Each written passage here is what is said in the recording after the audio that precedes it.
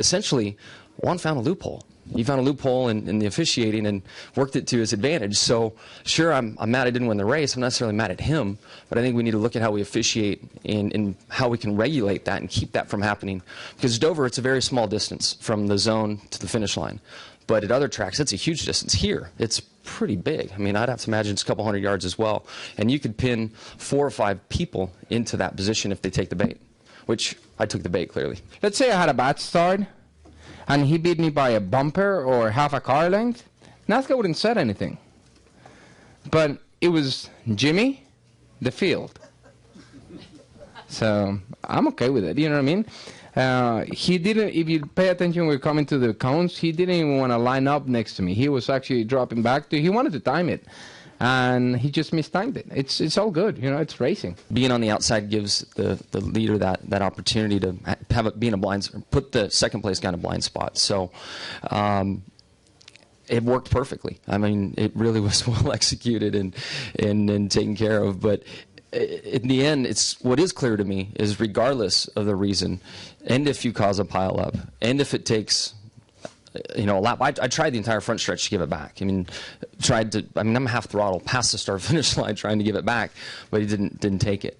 So what is crystal clear to me is you just stand on the brakes and stop and give it back at all costs. Otherwise, I mean, even if I fell to 5th, it would have been a heck of a lot better than 17th. Jimmie said he's going to go talk to NASCAR because he would like it to be crystal clear. He's not clear on the rule, and he thinks that you found a loophole in the rule. Did I?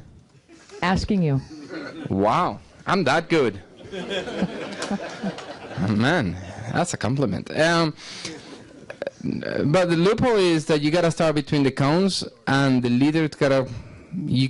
I think the start says, if you gotta restart between the 2 cones that I did, and you're not supposed to beat the leader to the line.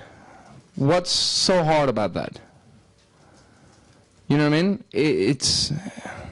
I read a quote of him this week. I was sitting in my house and I read a quote, and he said that if he wouldn't done that, the 42 would have beat him. I'm like, but I'm the leader, not you.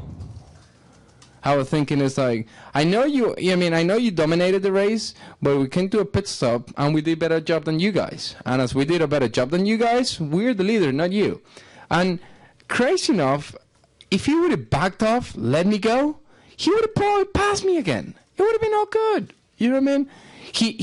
He wanted to time it really well, where he didn't have to deal with me through turn 2 and 3, 1 and 2, but he mistimed it, and that's it. No drama. If you get to the final restart Sunday, Jimmie's first, you're second.